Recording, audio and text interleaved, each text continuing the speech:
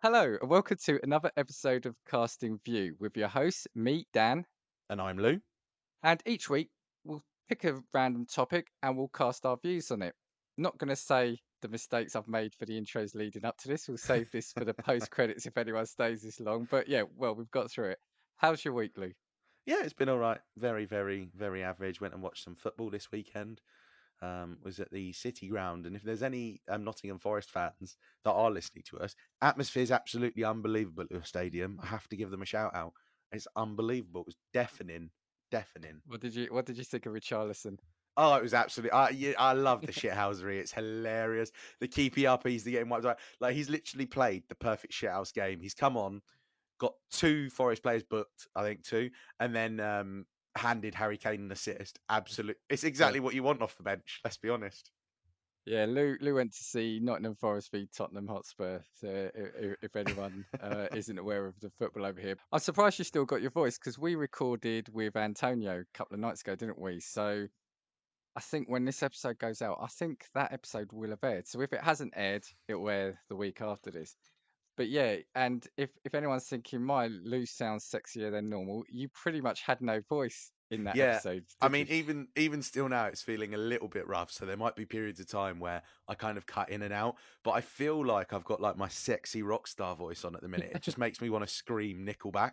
I thi- I think I'm not going to speak in this episode because people are going to get annoyed with me because I think they're just going to want to hear your voice all episode. Honestly, my girlfriend's just like, "Can you make your voice like this all the time?"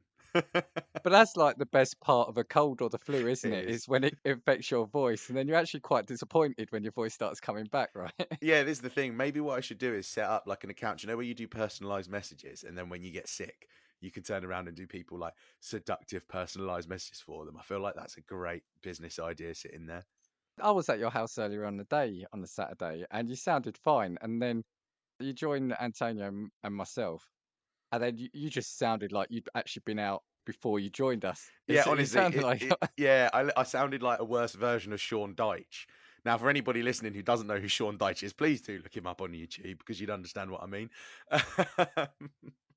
So yeah, so if you are listening to the Cult Worthy and you then listen to us, you'll probably hear a better. You'll be hearing a progression of Lou's voice getting better as the week goes on. And Yeah, so yeah, by the next episode after this one, I should be back to my really annoying pitch, which is going to be sad for me, but you know. or, or if he releases it the other way round, you're going to slowly get worse. We'll see when he releases. It's like, have you ever seen that interview? This is a huge tangent now. That interview with Jurgen Klopp where he has the translator in his ear and he's like, "Ah, that is so seductive, your voice. Congratulations." Yeah, no, yeah, I normally have to do it through editing, so I might edit the bass a little bit more on mine. But yeah, but otherwise a quiet week was it? Yeah, yeah, generally speaking, nothing particularly pissed me off this week, which was strange. Yeah, it was a really positive week. Really positive week. What about you? It was fine. I went to get my hair cut earlier, and I was telling the rest of our group at the hairdresser I go to, they do children's haircuts as well, boys' haircuts, but they've got a little race car for them to sit in, and he got a sticker, and so he finishes up he finishes up cutting the hair of this kid, and then he goes, "Oh, do you take a seat, right?" And I said, "Can I get in that one, please?" I'm pointing it at the car. And he laughs. He goes, "Well, you're welcome to try get in it if you want." He said, "If you get in it, I'll cut it." I thought, "Yeah, do you know what? No, no, no, no, no." Should have done. That's what it is. Is like I feel like when you're a kid, you get all of the perks of like going and just doing normal things. Like the dentist gives you sweets and stickers, the optician gives you stickers, the hairdresser does things to like keep you entertained while you're having your hair cut. It's like, why wouldn't I want a lollipop after I've been to the dentist? Why? And when does that stop? At what age? What age do they stop that? Yeah, What's yeah. the cut off? Is it an age thing, or is it just when you look too old, or is it at the point at which they've given you your first fill-in? And they're just like, I don't think you need this. Yeah, well, can you imagine? It's like, you're 6 years old or whatever, and you get, or say you're 6.5, you go to the dentist and you get a lollipop. Then your next appointment, you're 7, and they say, yeah, no, you're not having one now. The heartbreak that must cause. I'm convinced that that's why people stop going to the dentist as they get older. It's literally because there's no perks that come to it anymore. It's just all the anxiety and none of the benefit. So if there are any dentists listening, yeah, start offering lollipops and stickers to the adult client bases, please. Amazing. Like you, actually, it's a quiet week. It's bank holiday here today, so bonus day off. It was actually relatively. There was nothing even major really in the news that was happening this week, to be honest, that we thought that we could talk about. No, not really, not really. So that's why I picked a random one off the idea board, which we'll come to. I think it's going to be a good one actually. I'm just laughing because I'm seeing the word in my notes staring me in the face called pooing. So that will come up in the podcast. So there's a W- little teaser. Well, I was going to say, in the event that you were having a slow news week, do you know how you can solve that? Oh, can I? You can solve that. You can solve that with Newsly. Now, Newsly is an Nice. all-in-one. It was brilliant. Yeah, lovely transition. Honestly, we need to get into marketing. Newsly is an all-in-one audio app for iOS and Android. It picks up web articles about the most trending topics on the web at any given moment and reads them to you in not like some sort of computer-generated voice, but an actual natural human one like ours. For the first time ever, the entire web becomes listenable all in one place. You can browse articles from topics you choose and start playing, so you can stop scrolling and start listening. You can follow any topic as specific as you like, from sports, tech, business, science, Bitcoin, or even Dan's favorite, Kardashians. the Kardashians. It will find you the latest articles and read them to you aloud. And they even have podcasts as well. You can explore trending podcasts from over 80 countries, and our podcast, Casting Views, is on there as well. They even actually have a digital radio if you're still into your radio listening. You can download and use Newsly for free now from www.newsly.me or from the link in the description. You can use promo CASTV that we've also put in the description and receive a 1 month free premium subscription. I think people are going to want it in your voice, Lou. They So you will do, have to ask. yeah. This is what I mean. So I'm gonna turn around, be like, Newsly, you can are have you Lou. listening? You can have Lou from Casting Views. Would you like him at full health or would you like him sick? Yeah. I was literally just thinking that. Imagine in the future. I mean, we did our AI episode last week. Can you imagine in the future when you've got like your Siri or your sat nav or your Alexa, and you can then not only pick the type of voice you got, but have they got a slight cold? Have they got a head cold? Have they got a sore throat? Have they got the flu? Influence it. Well, you know what? I've actually just found, thought of something as well because people think it's weird that I do this. What voice is your Siri? I think it's the standard female. It's a Ah, female see, voice. I've made mine Australian because it's just much happier, I think. And Oh, I'll have to have a everybody look at turns around that. and is like, why does your Siri sound like that? I'm like, why would you want it to sound like just the standard voice? I think the Australian accent's way better on it. So yeah, shout out to all of our Australians listening because I love listening to Siri talk to me in an Australian accent. They're probably like, why would he want to listen to a standard voice on his Siri, mate? It's brilliant. Before we get into the episode, let's hear from some friends of ours. Hello, everyone. This is Brendan from the Unchefed podcast. Each week on Unchefed, we unpack a topic regarding the politics and history of our plates in the hope of becoming better eaters. That's Unchefed, available now on your preferred podcast network. It's me, Josh Scar from Talking Smack, and you're listening to Casting Views with Dan and Lou. And we're back. Actually, something I did mean to mention to you before the break, Lou. It was I guess it was another big week in the world of kind of like social media and sport. We had the KSI and a boxing match. It's an odd state of affairs, isn't it, at Yeah, the moment, yeah. boxing? Yeah. I was listening to Talk Sport on my way to, sorry, on the way back from Nottingham. Obviously, I was 2 hours, and they were talking about it, and they had boxing guys, and they were like, "Oh, we really don't want to blur the lines between like influencer boxing and proper boxing." I was like, "These guys are actually fighting as pros now. There is no headgear. When you're an early starter fighter, you fight 6 round fights. I know that he fought 2 fights in one night." And in reality, it was tailor made for him. But if we're being honest about boxing, boxing is tailor made for all the young up and coming talents anyway. They all have Yeah. records where they're like 15-0 because they want to get them a good record so they become more of a draw. But yeah, it is really strange to think that they will sell out arenas quicker than actual boxers will. It's nuts to think. I think, and like you said, we could probably do an episode on this. We'll save the content. Yeah, I think the problem with that exhibition was, well, firstly, though, I mean, he's in fantastic shape, He KSI, is hasn't he? he I is mean, to be very good fair, shape. so he's probably in better shape than a lot of the boxers, right?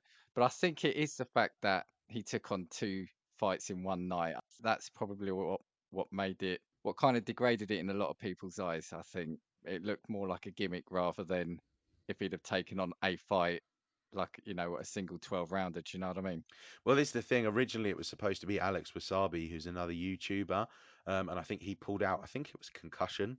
was the reason that he pulled out. So as a result, it was really probably just a rushed main event where at that point Yeah, they just needed to make yeah. it a draw. And in order to do that, they turned around and said, "Oh well, we'll put 2 fights on the night." But in actual fact, if anybody watched the event, I actually thought it was pretty good. The quality of the boxing is actually starting to get much better. To be honest with you, as well. He also had, was it Salt Pappy as well? So bad, brutal knockout. The guy Yeah, absolutely yeah. blasted him in like 15 seconds. Yeah, I guess kind of final word before we move on to it. I guess that is the problem. People look at it and see, oh, it's these YouTubers or TikTokers, but this is the evolution of sport. It's like anything. Like kids have gone away from like terrestrial TV, then it was streaming. Now they're going from streaming to social media, right? And boxing, this is going to be the future. They're going to be the future of, or what brings the next generation to that sport, right? So Yeah, this it's is an the thing. evolution. Again, because the guy who was on Talksport talking about it is a boxing commentator. I can't remember his name. This is terrible. I can't remember the actual guy that does the boxing commentary as opposed to the YouTubers. But he turned around and said, he was just like, when you looked at the arena, there was no like testosterone filled arena with blokes who were like vying for blood. He said it was literally it was like basically an under 18s event, or like people there with parents. He said, but there were also celebs knocking about, like Yeah. proper British, like cult celebs that are sitting in the front row. And he said, and these guys are selling out tickets to an audience that's never really been exposed to boxing before. So it has to be only good for the sport in reality. You will get your purists that are like, oh, I fucking hate this. But in reality, It's it only does good changing. things. Everything changes. But it's like, no, the crowd was full of people who were there but not watching the event because they were filming themselves at the event to put onto TikTok. That's what it was. So they weren't watching it. They had their back to it so they could film themselves in front of the ring. But anyway, we're not here to talk about YouTuber and TikTok boxing tonight. We are here to talk about superstitions. As you said last week, I like to point out the factual element first. Yeah, So you I do. will just give a brief definition or the Wikipedia definition of what a superstition is, then we can have a chat about it. A superstition is any belief or practice considered by non-practitioners to be irrational or supernatural, attributed to fate or magic, perceived supernatural influence, or fear of that which is unknown. It's commonly applied to beliefs and practices surrounding luck, amulets, astrology, fortune telling, spirits, and certain paranormal entities, particularly the belief that future events can be foretold by specific unrelated prior events. Also, the word superstition is often used to refer to a religion not practiced by the majority of a given society, regardless of whether the prevailing religion contains alleged superstitions or to all religions by the anti religious. And I think that's kind of what I had in my head. Yeah. The key question for me, actually, before we get into anything, because I've got like a little thing about subjects or areas of superstitions, and then some of the more popular ones in the UK and where their history is rooted in. Have you ever been a superstitious person? I think when I was younger, I was superstitious, but I feel like superstitions are kind of passed down generation to generation. So if you were to ask me when I was younger, it's like, oh, don't put shoes on the table, it's bad luck. Walking under a ladder, the three drains thing is always a big one as Yeah. well. I think they were probably the main ones that you hear. And then you hear people that like bring them up. So like my girlfriend has a thing, is it magpies? Like if you see one of Oh my them, word, it's I've got bad a luck. section on that. Yeah. Yeah, that's If you always see two of them, it's fucking good luck. It's like the magpie one always gets me. But yeah, I'll come back to that later. Yeah. and also, I feel like with me personally, I experienced a lot. I had a lot of experience with, like dream superstition. So somebody would say, "Oh, you would talk about a dream that you had," and somebody would say, "Oh, you lost teeth in a dream, or you Oh dreamt of yeah. this." They'd be like, "Oh, that's bad luck. Losing teeth means that somebody's gonna die." Do you know what I mean? That sort of thing. But nowadays, no, I'm happy to walk under ladders, step on drains, and I'm still here. So you know, Well, if I'm not in the next episode. well, you see, that's my reckoning. So I'm not going to say I was superstitious, but I did believe in certain superstitions when I was young. Now, I think the main element for that is having grown up with Italian parents. There is, and we were talking about it before it started. Not necessarily superstitions, but they believe in that kind of bad luck, good luck. These things will bring you bad luck. These things will Yeah. bring you good luck. And there were certain things that really stood out when I was a kid. And when I say that, I'll come on to them shortly. But when I say when I was a kid, because then kind of when I got old enough to challenge it in my own mind, my view is always like you said, a good one about the shoes on the table. Why is that unlucky? Why do you think that's unlucky? Why do you believe it? And a lot of people say, I don't know. I just told about it. Do you know what I Yeah, mean? A yeah, lot of yeah, yeah. people do not know why they're avoiding something. For me, though, the ones when I was a kid, I think there were probably four actually. I've just thought of one now. One was breaking a mirror is 7 years Oh bad God, luck. yeah. How could I forget? Yeah, Yeah. yeah, yeah. And I'll never forget every time, like, if it's not like we went around breaking mirrors left, right, and centre, but every time a mirror broke, as a kid, I was really worried, about Yeah. the 7 years bad luck. Yeah, 7 years bad luck for breaking a mirror. There was the black cat. If a black cat crosses your path, that's Oh bad yeah, luck. God, black cats. Yeah. Yeah. There's a walking under walking under a ladder, and opening an umbrella inside. The opening an umbrella inside. But do you know what it is? Do you know what it is as well? Do you know when you get like obviously there are adults that are still very superstitious, which is fine. But as I've gotten older, I've just realised that most of the superstitions that I was taught about when I was young were just to avoid adult inconveniences. So it's like, yeah, don't open an umbrella in the fucking house because you're gonna get water everywhere. Don't put your shoes on the table because they're fucking dirty. Well, that's exactly it. Now, the thing is, I think we may have discussed it in the Faber episode. I can't remember. A lot of the superstitions are rooted in either ancient religion or an ancient culture, which has no kind of relevance to today. So, this is what I find astonishing. Now, to me, it feels like you hear less about superstitions. I don't hear people say superstitions. So, I was just wondering for you at your age and like in your group of friends, do people, and I actually think there are things that now we take as a natural everyday occurrence that are superstitions. Like I do it all the time, but I don't think of it as being a superstition. I just think of it as something funny to say when you say, you say knock on wood or touch wood. Yeah. I think that comes from a superstition. But I don't find myself doing it because it's just the sort of thing you say if you feel like you're tempting fate. But I guess that is what a superstition is, right? Yeah, yeah, yeah, yeah. Again, the knock on wood thing's bloody good as well, to be fair. Again, it's all of these ones that you realise. And do you know what it is? Is until people then, again, actively point them out, you're like, oh my God, yeah, how many people do you know that turn around and say, I'll touch wood? And then actively, proactively, even if there's no wood available, will find something made of wood or something that Yeah, resembles wood to specifically touch it. It's like yeah. almost they're seeking approval to make sure that other people that might be superstitious have seen them do it. So that can't be their fault if something bad happens. But it's just as I was looking into some notes, I just thought that is something that seeped into everyday. And like I said, I don't think people when they're doing it think it's a superstition. I think they just think it's a reaction you say to Yeah, yeah. if you like you say, "Oh, I hope I have a quiet day at work today, touch wood," Yeah. and or you touch your head, people will touch their head if they can't find wood, to make it as a joke. But ultimately you are still what's the word? You're still succumbing to that act of trying to ward off bad luck. Yeah, and the thing is as well, when you think about it, it's even like, like the principle of art, oh, you've jinxed it. So you'll say, oh, you know what, it's been a good day, da da da da. This has been stress free, and people are like, all right, you've jinxed it now, that's it. And then if anything kicks off, you're like, all right, okay, it must have been because I mentioned it. So it's like there's even like kind of like an I don't know again in other countries, but specifically here, a notion of like even the mention of something negative is almost like you bringing it on and actively, encouraging it as if it's going to make something terrible happen. Well, that's it. Go into any IT support department and say, "Oh, it's quiet round here, isn't it?" Or "It's a quiet day." You'll get the death stares. You really will. Now, football fans do it as well. How many times have we seen like football fans, or football players as well? They'll put their kit on or they'll do things in a certain way before they go to a match. And how many times have we said like, "Oh, our football team, we're on a winning run," or "We've never lost to this team before," and you Yeah. always turn around and say, "Why would you say that?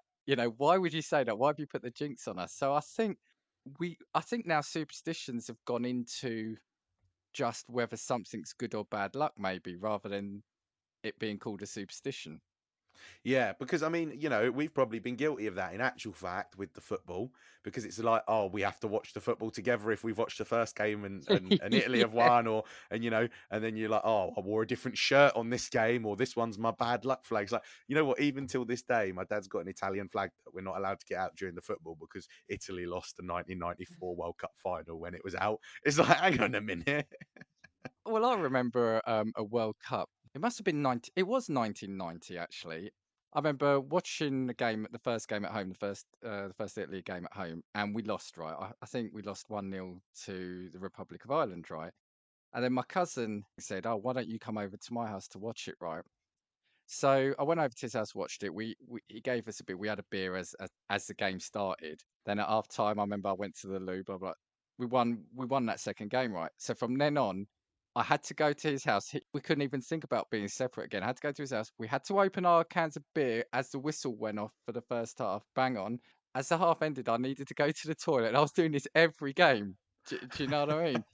And we got to the final, and you think it's because of us. It's not because of the football team, it's because of us. Yeah, do you think it's like almost like a real willingness to want to be able to affect something that you have no effect on? Yeah, maybe.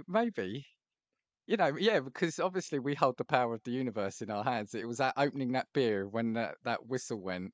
It was all about that. It had nothing to do with the fact that there were 11 players on the pitch being trained. But the thing is, as well, when you look at it, like there's instances of like big footballers, for instance, in like sporting events that have rituals. Like I think Cristiano Ronaldo like has to step on the pitch with one particular foot first, and then he puts one boot on before the other boot, and he has to do this jump three times or whatever it is. So it is just a thing that even people that are particularly skilled have still got some sort of like overriding perception that these rituals will help, basically. So do you think then that it's not that people necessarily right, how do I word this? Not that people necessarily believe that they're going to bring on bad luck if they do something, but it's a fear. It's like you don't want to tempt fate. It's like, well, you never know. If I do this? What's the harm if I do this? If I put my left boot on before my right boot. Yeah, it's like yeah, this is the thing because I feel like you take one instance where you're like, okay, we're getting rid of this, and then all of a sudden something doesn't go your way. And again, was it Jack Grealish who wore the same pair of boots for like 4 seasons straight because he had one good season and then immediately had to, and like when he was young, that's why he wears his socks low because now, oh, I had a really fantastic season when I was at youth level, and now I need to wear my socks at that height. It's crazy when you think about it, but Well, I think. Do you remember Paul Ince? I think he used to put his shirt on when he got onto the pitch. and it probably stems to a fact that he was late one day, ran out onto the pitch as he was Yeah. putting his shirt on, scored a hat trick, and then was like, oh, I gotta fucking do that every week.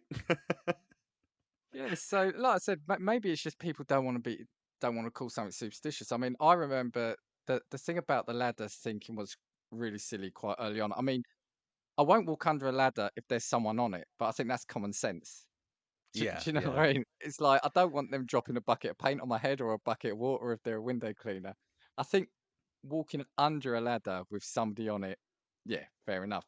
Yeah, I'll walk under a ladder if there's no one on it, and I don't get it. And I've never understood because I know people who have actually turned and gone the other way if a black cat has crossed their path either when they're walking or driving, Yeah. you know. And I'm like, I'm not going to let, firstly, because I don't believe it, but secondly, I'm not going to let a cat crossing my road mean I'm going to add 20 minutes to my journey. I just want to get home, especially if I just live on the other side of where that cat crossed.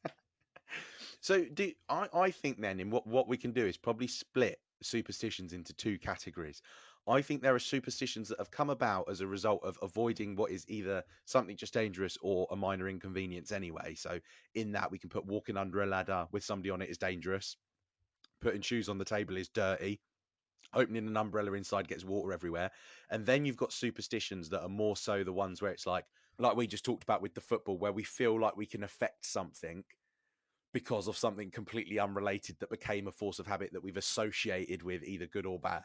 Well, and the thing is, right, we're not here to either criticize anyone if you do have this superstition or believe in this superstition, or we're not trying to make light of it, but I'm just trying to get to the understanding of how people do how these get passed down. Like, so I've got here the ladder. I think is number one in the UK, and it's like, do you know the origin of that? Why this has started? Oh, I'm not sure on the ladders. So this actually goes back to ancient Egypt. Oh well. So Egypt regarded the shape of the triangle as sacred since it was the shape of the pyramids. So since leaning a ladder against a wall forms a triangle, walking under one was considered to bring misfortune. Again, yeah, the ancient Egypts believed the space between the ladder and the wall was home to both good and bad spirits, and if disturbed, the spirits could get angry, which is why it was forbidden to walk under a ladder. So, and there's another little twist here on it is that some believe that since the ladder was rested against the crucifix, it is considered to symbolize wickedness and death. while there's no proof of what will happen when one walks under a ladder, the belief is that bad luck will follow them. So in both instances, it's all about spiritual and religious belief. Yeah, I guess that's how a lot of like the traditional ones will have stemmed then, won't it? Because I think didn't we talk once in an episode about unlucky and lucky numbers, or am I imagining that? We did, yeah, we And I did. can't remember Because what episode was that. it may be phobias actually. Yeah, it might. Yeah, it might have been phobias, and we did one on the fear of numbers. So we talked about how in Italy the number 17 is unlucky, and that stems from Roman numerals being rearranged to turn around and say something like, "Oh, life is over," or "My life is over," meaning that you're going to die. And so as a result, that's why people stay away from the number 17. Which and it's funny you say that now, right? Because I think it stemmed from, yeah, in that episode we were talking also about Friday the 13th, right? Yeah. Now, how what's your view on Friday the 13th? So if somebody tells you you wake up and someone says, "Oh, don't forget it's Friday the 13th today," what's your view?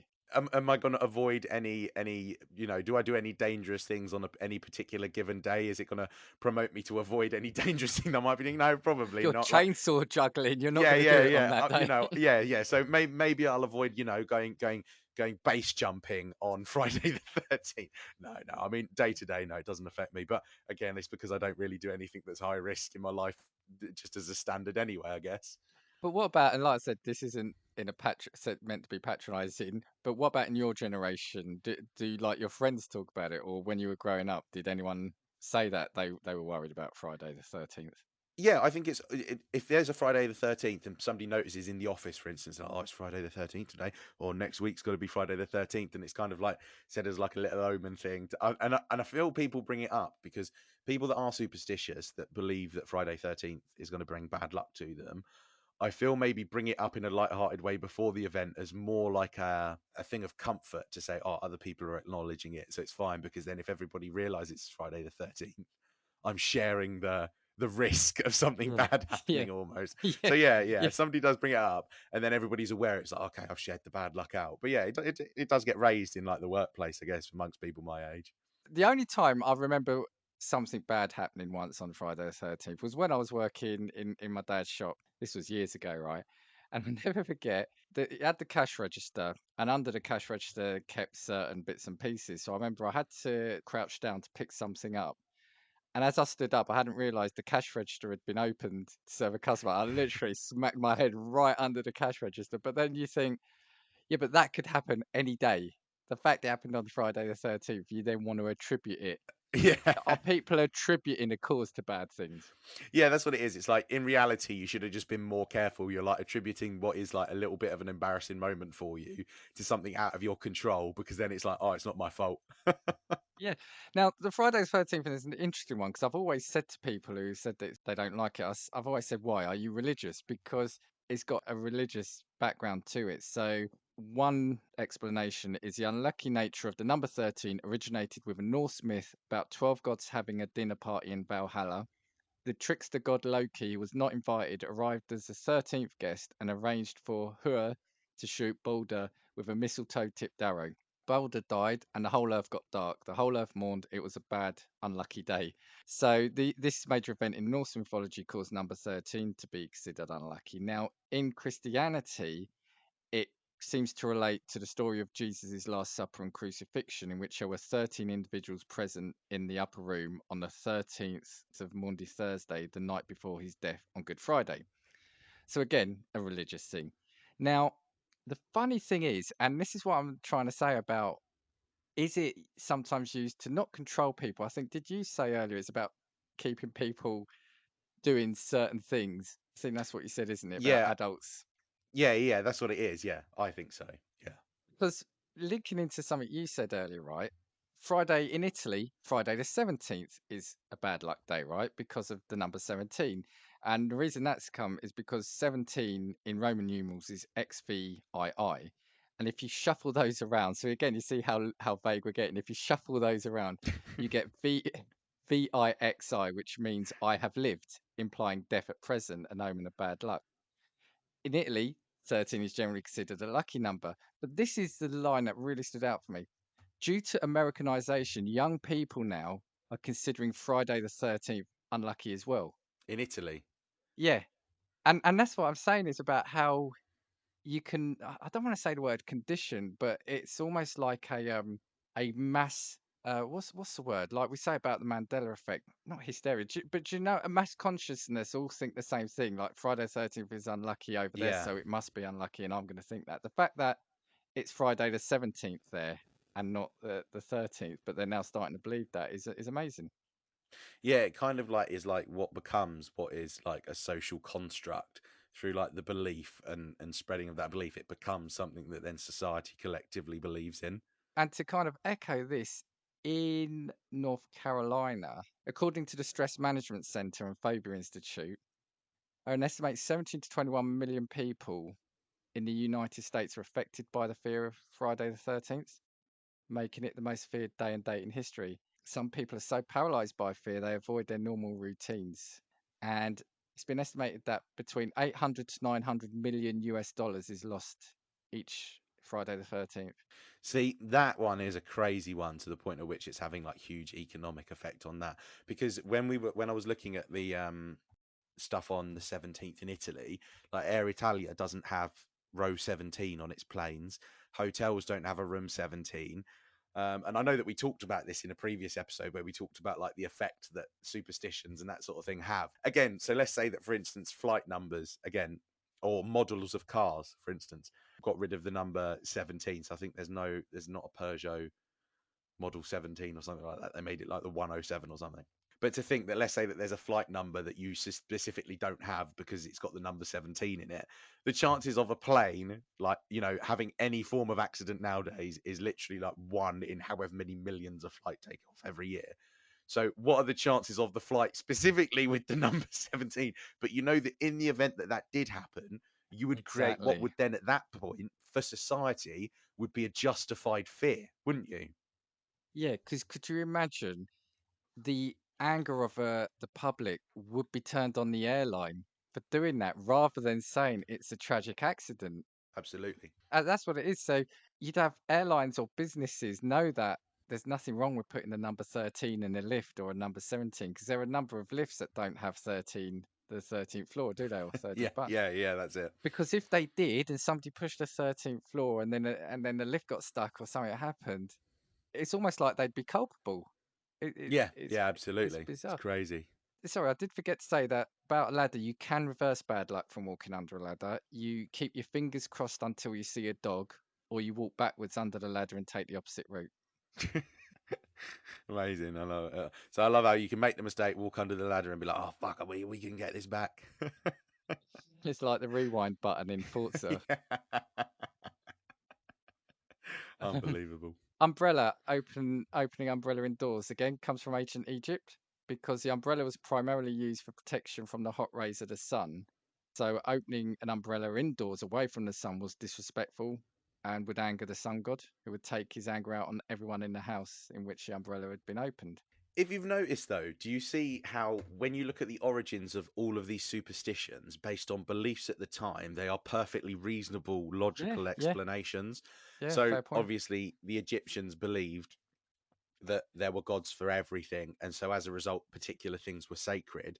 And like even when you mentioned the number 13 with Christianity and the story of Jesus, at the time they're perfectly reasonable. But again, as society's progressed, we don't associate those things with those religious stories anymore, or particular cultural beliefs from thousands of years ago. So why is it that it's just Yeah. always persisted?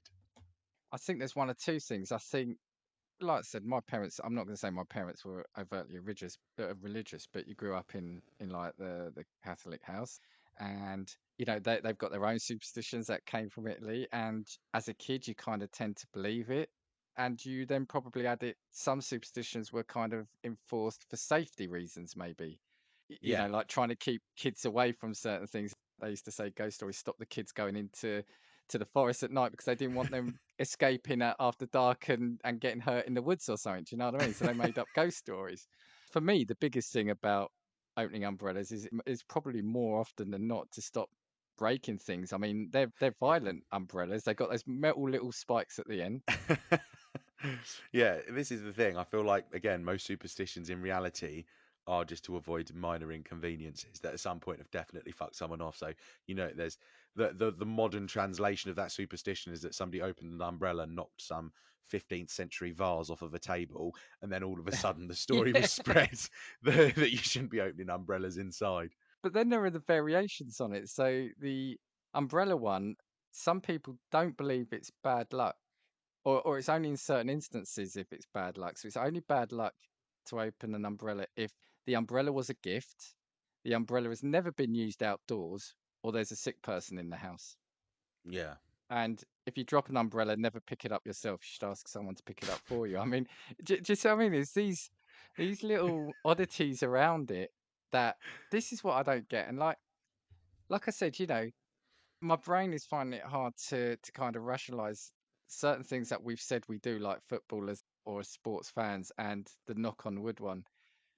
Those are stemmed from superstitions, but we do it without thinking. But the ones like this seem unusual. Okay, then let me ask you a question then, because would you say that you're a particularly superstitious person? No, I haven't been for years. Okay, then let's say something then. Let's say that me and you, for a video, decided to go out and film ourselves walking under ladders, opening umbrellas indoors.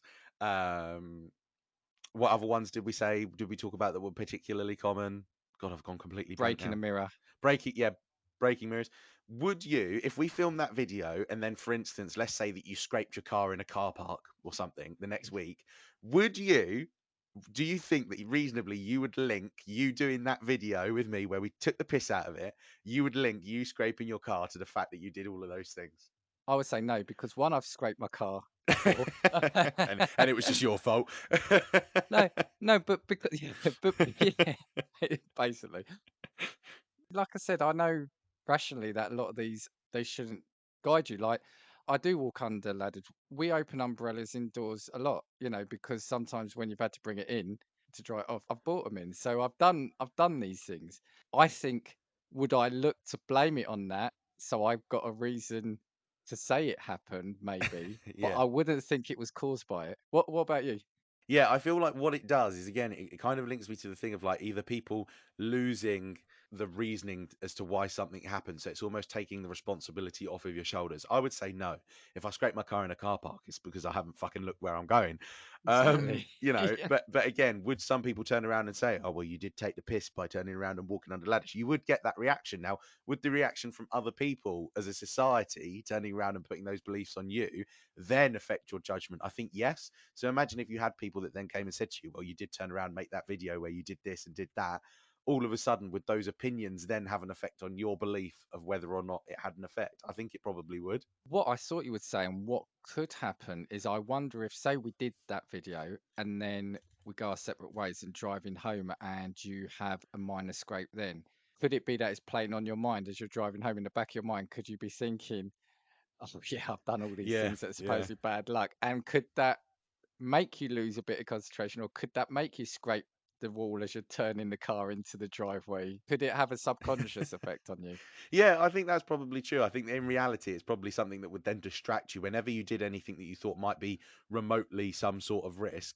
It probably then immediately overcomes your mind, and you think, "Oh, well, if something did happen," and then all of a sudden you're not paying attention to something. It's like, no, but the thought in and of itself, and the kind of paranoia that you've created in your own mind, is actually the causal link for that. It's just normally when you do bad stuff, I can't blame it on walking under a ladder or opening an umbrella. It is my own stupidity or own clumsiness. The breaking of a mirror, that comes from Roman times. Okay. Yep, it stems from Roman law that every 7 years life would renew itself and any broken parts of your life, such as health issues, would be fixed. So if a mirror smashed and your image was the final thing it reflected, then you'd have to endure 7 years of misfortune before the curse ended and your good luck was renewed. So again, that kind of makes sense in what you were saying about I can understand why people were doing it then. Yeah, yeah, absolutely. But did you know how they overcome the bad luck from that? No, go on then. Here we go. You collect the shattered pieces, you bury them by the light of the moon, or you took a fragment to a graveyard and you touched it against a tombstone. I love this though. From wherever I picked this from, it said, however, we suggest that none of these options is advisable nowadays. So But again, I feel like the whole touching the glass to the gravestone thing, just a random gravestone, any kind of gravestone. To me, Yes, that's some yeah. like demon summoning kind of shit going on right there. But when I found out about this, I actually kind of liked the reasoning behind it. And it made sense because I always thought, why 7 years? I remember as a kid, they were saying 7 years. And I thought, 7 years is quite arbitrary. I mean, why not 5 years or why not 10 years? Yeah, It's like, what? Why not linking to the other bad luck thing with the mirrors? Oh, sorry, with the number 13. Why it not being 13 years bad luck? yeah. Oh, no, don't make it longer. Well, yeah, I kind of just want to go through a few more and then we could go back to general experience because I know we've probably more we can chat about. But actually, I've got the knock on wood here now. And so, having to think about what we've said now, have you got a guess of where knock on wood to stop bad luck could come from? Has it got something to do with like death and coffins? I like the thinking. This one came from pagan cultures such as the Celts, who believed that spirits and gods resided in trees. Knocking on tree trunks may have served to rouse the spirits and call on their protection, but it could also be a way of showing gratitude for good luck. Okay, yeah, that one. Yeah, again, another. I should have taken the religious route with that one. I was thinking maybe like knock on wood. It's like, you knock on your coffin if you were buried alive or something, and so as a result, you'd be saved, and it was knocking on wood was the thing that saved your life. Another theory is that people knocked on wood to chase away evil spirits or prevent them from listening in. So, how do the spirits know which one you were? If you were either after them for good luck or bad luck? Christians, meanwhile, have often linked the practice to the wood of the cross from Christ's crucifixion. So again, we've got that coming into it. Yeah, I found this one interesting. So you know when people spill salt, they throw it over their shoulder. Do you know why that one is? I've got no idea why you do that. It's a waste of fucking salt. Again, goes back to the Last Supper, supposedly, and you'll see that in that Judas Iscariot has knocked over the salt with his elbow. Because Judas betrayed Jesus in the Bible, people began associating salt with lies and disloyalty. Now, why is it the shoulder and the left one? Is because some Christian believe that the devil hangs around on your left shoulder. So if you've spilled the salt, why not take advantage of it and throw salt to blind the devil on your left shoulder? You know what? I've actually just Googled a picture of the Last Supper, and now I've seen exactly what you mean because he has spilled a container of salt. Yeah, yeah. Another theory is more to do with etiquette than warding off bad luck. Salt was expensive in ancient times, so precious that it was seen as a currency, and spilling salt was tantamount to throwing away money, and only the devil would cause someone to act with such foolishness. Tossing a pinch over your shoulder would blind the devil and make him think twice about trying to trick you. Kind of like this one, just that the link both to the Last Supper and to the devil being on your shoulder. See, yeah, again, and similarly, at a time at which this would have been in proper practice, and the reason as to why the original reasoning kind of makes sense when you look at religious belief at the time and what people would have thought. So again, logically, it makes sense back then. And so I'm just going to mention one more, and then I'll reel off the others. Because you mentioned, did you say you mentioned about the magpie at the start, The didn't you? magpies, yeah, yeah. Right. So for anyone listening, obviously we know the birds, the magpies, and there is a poem here. So it's one for sorrow, two for joy, three for a girl, four for a boy, five for silver, six for gold, seven for a secret never to be told, eight for a wish, nine for a kiss, 10 a surprise you should be careful not to miss, 11 for health, 12 for wealth, 13 beware it's the devil himself. So again, we've got the devil And popping up 13. in this, and it's one for sorrow. Now, there is a thing, and I worked with a guy who did this, and he would do it all the time. If you see a solitary magpie, they think it's bad luck because of that thing, one for sorrow, because I often say magpies should be in pairs, so it's lost its mate, so something bad has happened to it. So if you see a solitary magpie, it's a bringer of bad luck. So you have to salute the magpie. You have to say, "Good morning, General," or "Good morning, Captain." Then you say, "Good morning, Mr. Magpie. How is your lady wife today?" Or you could say, "Good morning, Mr. Magpie. How are Mrs. Magpie and all the other little magpies?" Or you could say, "Jack, how's your brother?" Doff your hat, spit three times over your shoulder, blink rapidly to fool yourself into thinking you've seen two magpies, or flap your arms like wings and call loudly to mimic the magpie's missing mate. Now, a guy I worked with did do the salute and said, "Good morning, Mr. Magpie," when he saw it every time. I'm just thinking as well now with the link. Do you know? Did you say it was 13 for the devil? Yeah. Okay, number one, how are you counting the fucking magpies that quickly before they fly away that you realise there's 13? But you know, ignoring that inconvenient practicality, do you reckon that the 13 then potentially might have some sort of religious link? So for the devil himself, 13. If you think about the Last Supper, there was Yeah, 13 men at the yeah. table. One of them didn't belong. So is there reasoning? Is that reasoning for the 13? I think so. I think that's where it links in. It doesn't say it. Yeah, like you said, primarily here you would never see that many in it. So it is the one for sorrow. I just when I see magpies, they're generally trying to rip something off the guttering or something because they like to take things, I think, to make their nest, don't they?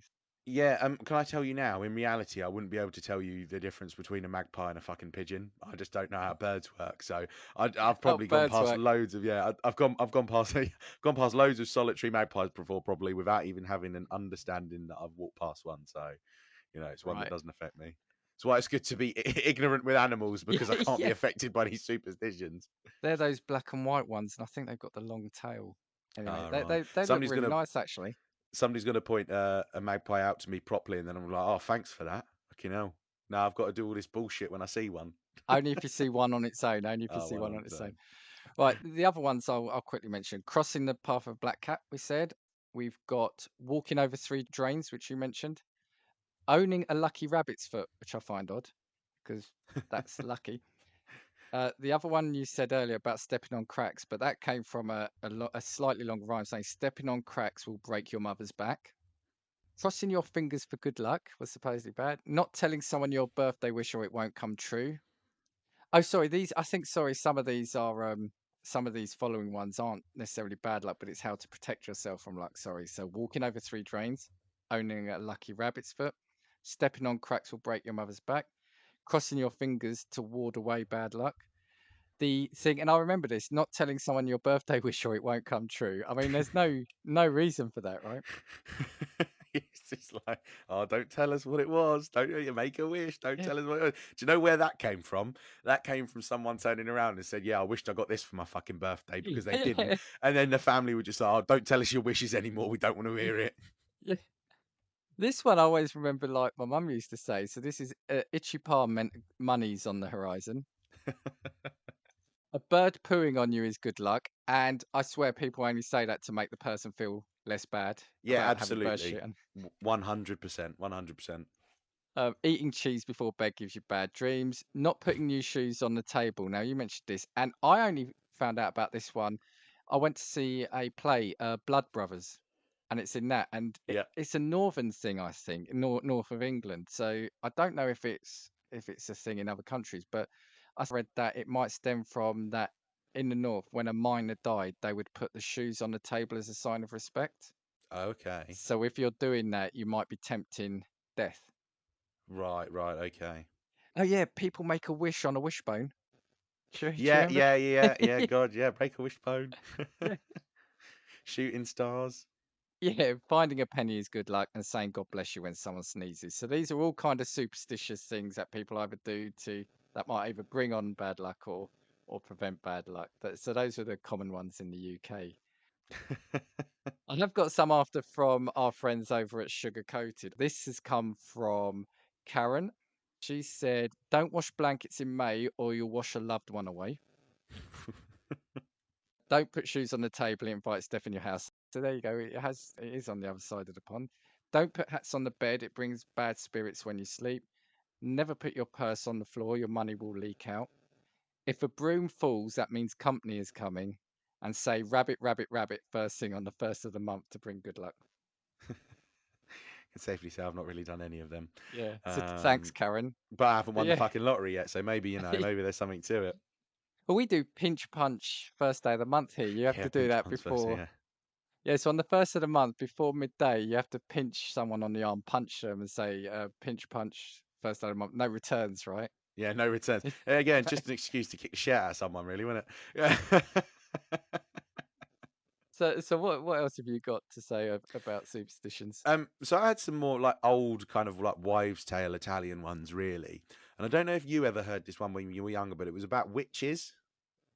And it was about broomsticks near windows. No, I've not heard that one. So to prevent witches coming to your home and like stealing you as a child, basically, what you would do is you'd put a broomstick at the window, and the witch, if she comes to the window to try and get you, so you put it to the entrances of the doors. And in order to stop the witch getting to you, that's why you do it, because they have to count the broomstick bristles. And what they do is they get bored and piss off because it takes them too long. And I'm not joking. Well, That's actually the logical thing behind it as well. And I always just thought that that one was really weird. Like, at what age did you stop putting a broomstick by your window? At what point did somebody even think that that was a reasonable thing? I can't actually find anything online, so maybe it's just our family's weird thing. But I yeah, always maybe. remember that one sticking with me, because thinking, I've never put a broomstick by my window, and I've never been kidnapped by a witch. I've never heard that. No, I've not. No, no. Yeah, that one's always weird. Obviously, in Italy, we've got the evil eye. Oh, yeah. Oh, yeah. Which is, it basically, if you're Italian and you get a headache, you've not got a headache because you're dehydrated or because you didn't sleep enough last night. You've got a headache because somebody's like spoken badly of you. Yeah. Yeah. And there's like Isn't different it funny stages though? to it. So, isn't it funny how you're talking about this? I'm starting to feel quite weird because this is stuff that I grew up with, but now I'm starting to think, I'm glad Lou's talking about this rather than Yeah. me. Yeah, so it's actually in Italian, it's called malocchio, isn't it? Yeah. Yeah, and so basically it just means like that somebody's talked bad about you, or somebody's like envious of you, I think in reality is what it really is. Yeah. And there's various rituals and that sort of thing that I won't talk about here because you never know. Yeah. That people do to get rid of it. And But it obviously gives you like a headache, doesn't it? yeah, Headache or yeah. migraine. That's often Yeah, what was the symptom. Yeah. yeah. Because headaches again don't exist in Italy in the traditional sense that we see them in the UK. Yeah. Charms are obviously Oh, quite yep. a Yep. popular thing in Italy. So if you look at any Italian person that might wear some form of like chain or pendant or something, they might have a pair of scissors on them, and that's because scissors are used in rituals to get rid of the evil eye. There's the one, and I don't know exactly what it's for. It's the hand with the first and small finger Yeah. poking Yeah. out, and I think that that's what you do, because is that like warding off evil spirits? It's I like a think rock it star is. Yeah. pose, is the way that we would say it. Yeah. I'm doing it to Dan now, but Yeah. obviously you can't see me rocking out with my rock Ultra good star luck. voice. Ultra But good yeah, luck. yeah, I've got all of the good, like, warding off the evil spirits from our But they superstition will do episode. that in real life. Like sometimes if someone they haven't liked has walked past or they think is going to give them the malocchio or the bad eye, they'll do that Yeah, yeah, yeah. that sign, won't they? Preventatively. Yeah. So they can't see it though. So they can't see it. Yeah. Yeah. And is it the horns as well? Yes. Well, I think that's what it is. I think that's what that sign is supposed to be because it's Yeah. supposed to resemble. Yeah, so I think, like, again, like, people will say it's a pepper, but it's not actually a pepper, is it? Oh, that one. Sorry. Yes. Yeah. Yeah. Yeah. Yeah. Yeah. Yeah. Yeah. Sorry. Yeah. Um, and again, like, people will wear like a horn on your necklace, and what that does is, again, it keeps away the evil eye, because it's just like some form of lucky symbol. And again, I remember when when my grandmother, for all the Italians out there, great shout out. When my grandmother, or Dan's mum, went to Yeah. Italy, she brought me back like a little like charm that goes on your keyring, which was like a horn to turn around, but like, oh, this keeps evil spirits away. She Make never sure got you me put it on one. your. She she never got me one. No, do you know what it was? I was still young and impressionable at the time. And that is exactly it. They will wear those charms on a chain, so it's close to their chest, isn't it? Yeah, yeah, exactly. See, and you know what? I mean, to be fair, I've got all three of those charms, and I never have headaches. I never have headaches, and I can tell you now, there's definitely a lot of people chatting shit about me. But yeah, there's a fair few like kind of like variations on the Italian ones. Again, the number thing is the 17. I think we did talk about this in a previous episode, that it's so extreme that hotels don't have number 17s, they don't have 17th Yeah, floors. Air yeah. Italia doesn't have row 17 or seat 17. A lot of Italian football clubs have actually retired the number 17 because they do not want players wearing it. Because in the event then that something goes wrong with them, they're going to blame the fact that they wore that number. But yeah, some very strange things. Do you remember anything when we were young? When you were young? No, you've just reminded me. The big one was the Malocchio, the evil eye. That was the main one because I used to then remember there were certain things to do to counter that. If someone was suffering from the evil eye, you'd get someone round to dispel it. And like you said, you remind me. All basically everything you said has reminded me. I've just seemed to have forgotten them. There's a couple of other really like weird food ones. So I think that there's one like with bread, which I think I've heard my grandmother talk about. Um, this is my other grandmother, not Dan's mum, grandmother. Um, and I think it's about like having bread, but you have to like if you place a loaf of bread on a table, you have to put it like face up in a particular way because putting it upside down is bad luck. And then there's one about lentils. Do you ever remember that one? No, no. So it's like you have to eat lentils on January the 1st and New Year's Eve. And I remember my mum talking about this one and saying, why do, because I think, again, my dad's mum always used to make like a lentil dish around New Year period. And my mum was always really confused by it because it just didn't make any sense. And that's one that then we found out was actually like an old, again, like Italian wives superstition, basically. Also, because in Italy, it's very regional, isn't it, over there? Sort of, I'd say more so than here. Yeah, yeah, I think so too. So I think that I reckon in Italy you get a lot more variation up and down the country, Yeah. as opposed to like the collective ones with the numbers and that sort of thing. But a lot of them translute as well. So black cats again aren't a particularly good thing in Italy. Walking under ladders is still a thing that's seen as a bit taboo in Italy. Whether these have rubbed off from other countries or not is another thing to be said. However, again, one with the rooted in religion. This is one that I've never really heard about and we've never practiced as a family. But one of them was having 13 people sitting at a table. And that one is obviously rooted in the Last Supper because there was 13 people seated at the table and Judas was the 13th and final person to be seated. So if you ever find yourself sat down at a table and you're not the 13th person to sit down, you should be fucking wary of the person that is. That's almost the same thing as Friday the 13th, isn't it? But I was laughing early when you were saying that because what do you do to that? Do you not invite a family then because they're odd number and they're going to make it 13? Do you not invite that person on his own? Or if you invite that, you have to then invite another person to make it up to 14. And I'm sure I read it's either a hotel or like a restaurant in London or somewhere where if you are going to be like a party of 13 or something, they add a fake 14th person to the table. I've seen this recently and it's doing my head in. I can't remember where I saw it. That one's brilliant as well because that's the restaurant owners being like, "No, we're not having none of that shit Yeah. in here." But going back to the lentil one, why is it never like cheeseburger or Yeah, yeah. pizza? Why is it? Yeah, why is it not? You eat 12 slices of pizza and you're going to become a millionaire or something. Why is it lentils? Like what? Yeah. What?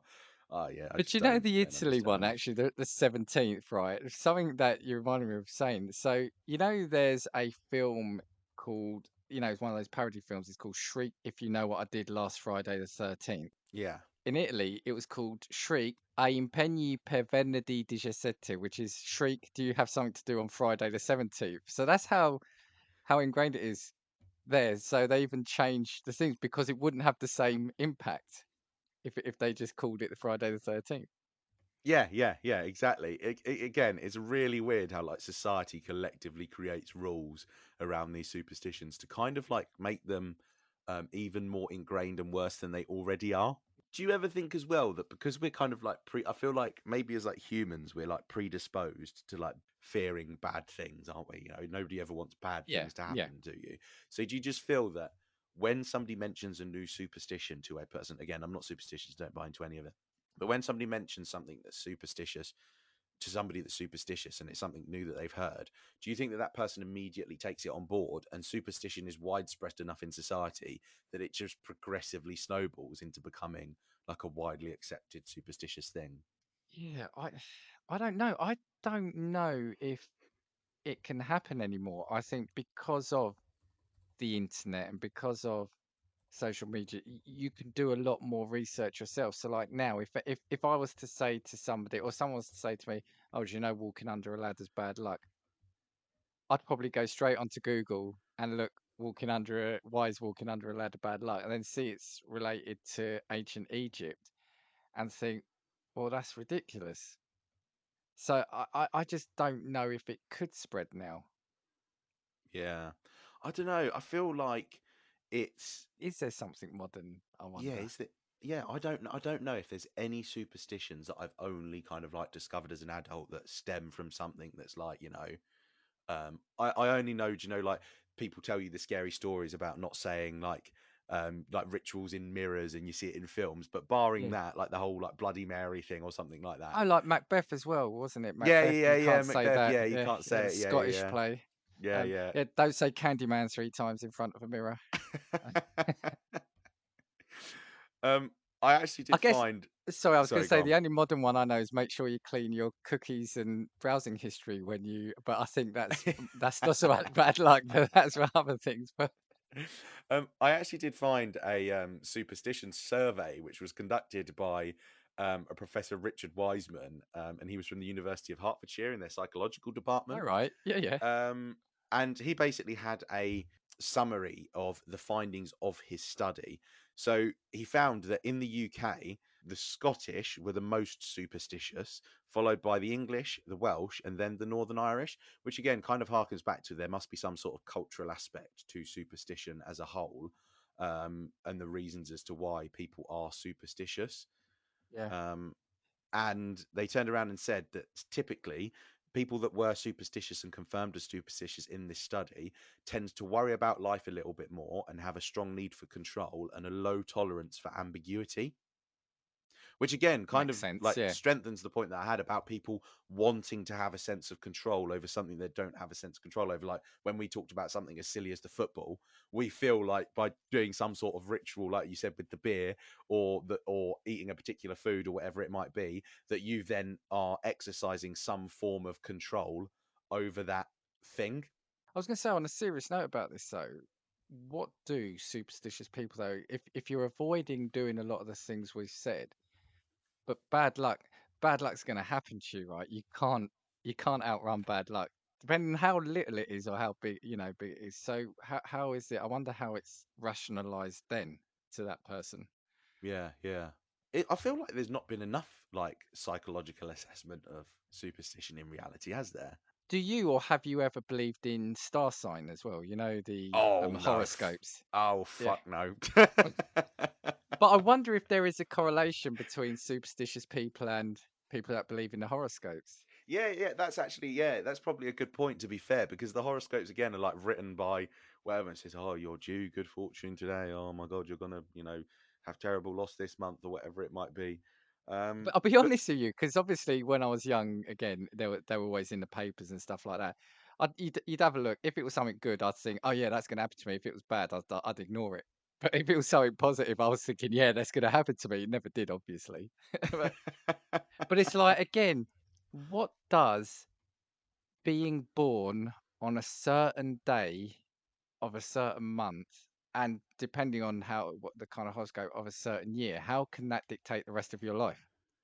yeah, yeah, That's what I exactly. don't get. That's what I don't get. And like I said, obviously not making light or anything. So if people are into this and believe it, yeah, drop us an email. You know what? If there was some sort of statistic that said that people born in December were more likely to live 15 years longer, then yeah, fine. Let's believe in superstitions in that capacity. But until there's evidence that supports a notion like that, then no, I'm perfectly being content being born in the month that I was born in. To be fair, Yeah. this study, in actual fact, as well, talked about a couple of the superstitions that we've mentioned already and the percentage of people endorsing each superstition. So we've got touching wood, fingers being crossed, avoiding ladders, smashing mirrors, carrying charms, and the number 13. I don't know if you can remember all of them. Of them, which one do you think topped out as the percentage of people endorsing it the most? What to bring good luck or to So, avoid bad luck. so yeah, so either to bring good luck or avoid bad luck. So we've got the number 13, carrying a charm, smashing mirrors, avoiding ladders, being fingers crossed or touching I wood. think it's fingers crossed. Fingers crossed came in at number 2. Number Okay. 1 was actually touching wood, with 74% of Huh. people touching wood, of the ones that were involved in the study. Fingers crossed came in second at 65%. Avoiding ladders came in at half the population with 50%. Only 39% of people believe that smashing mirrors brought bad luck. 28% of people carried a charm, and only 26% of people believe that the number 13 was bad luck. So I was going to say touchwood, but you're not often near a tree or a table. But this goes back to what I said earlier, though, that certain things feel like they have, like fingers crossed. You say, "Oh, I'll keep my fingers crossed for you." If Yeah, you say, "I'm going for an interview," or I'm entering this competition, I'll keep my fingers crossed for you. And again, you don't think, "Oh my God, what they doing?" You take it, you accept it, and it's because it's become a normalized, a standardized part of our society, hasn't it? yeah, Fingers yeah. crossed is just a general thing of like, oh, I'm. It's there's an emoji, right? Yeah, yeah, this is the thing. I think that some, like the fingers crossed, have now become a thing more so of it's just a Symbol sign of to turn. support. Yeah, it's a Yeah, symbol of support as opposed to an actual superstition that you believe will genuinely create some sort of good fortune.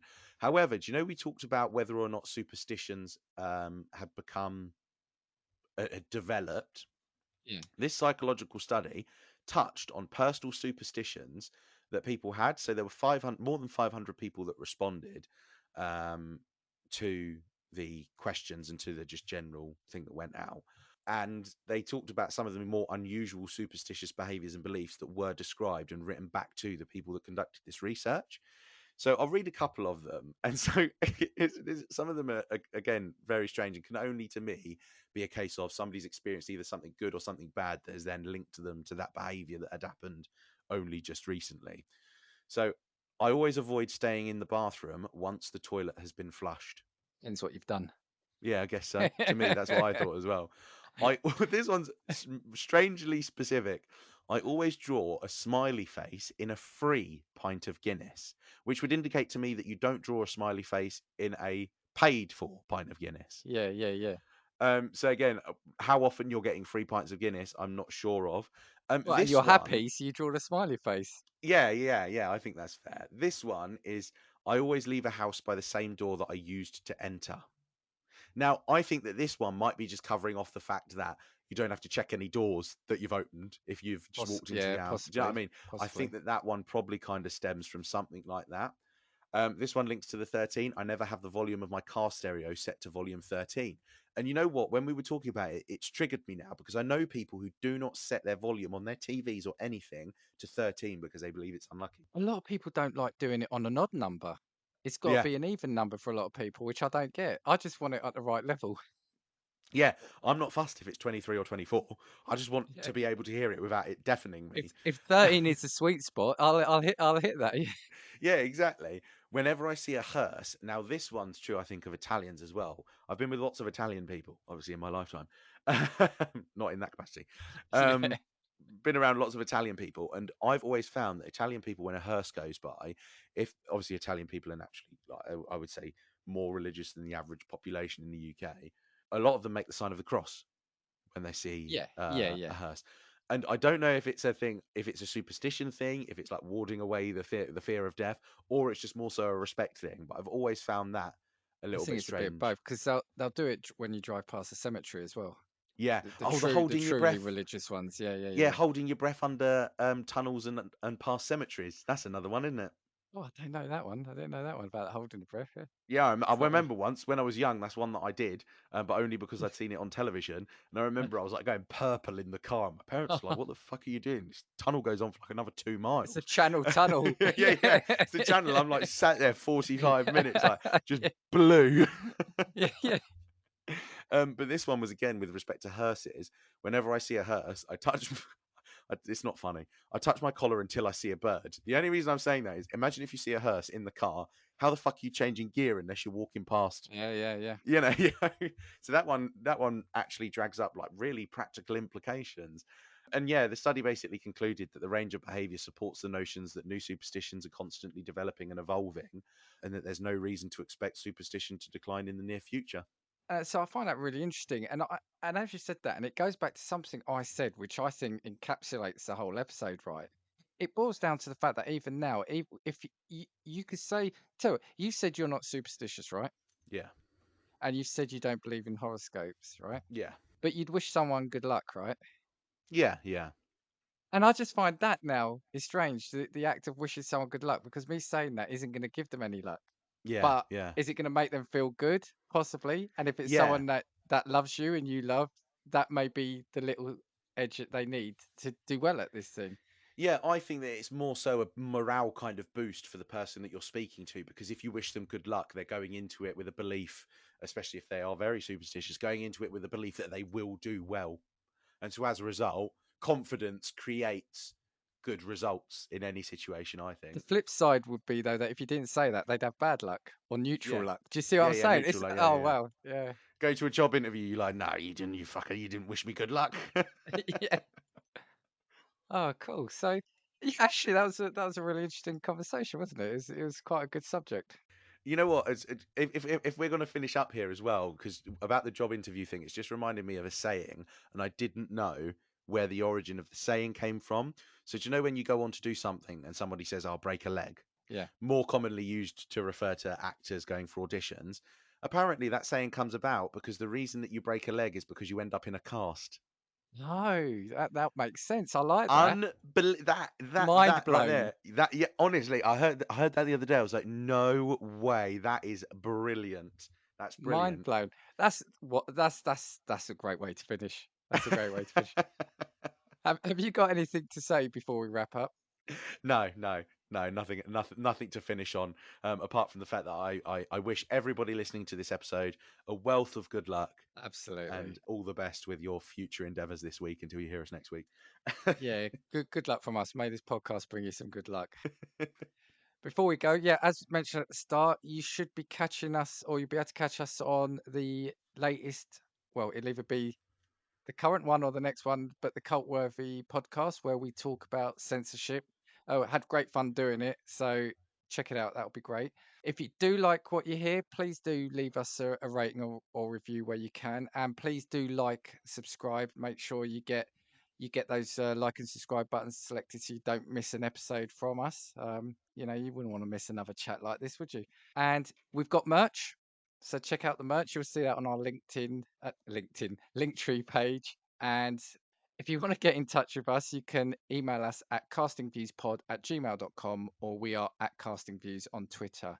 And as always, we'll leave you with, we know there's a lot of podcasts from which you can choose. So we thank you for listening to Casting Views. 2, 3, 4. If I want your opinion, I will give it to you. Come on, check what we've got, 'cause you need it. Don't make us get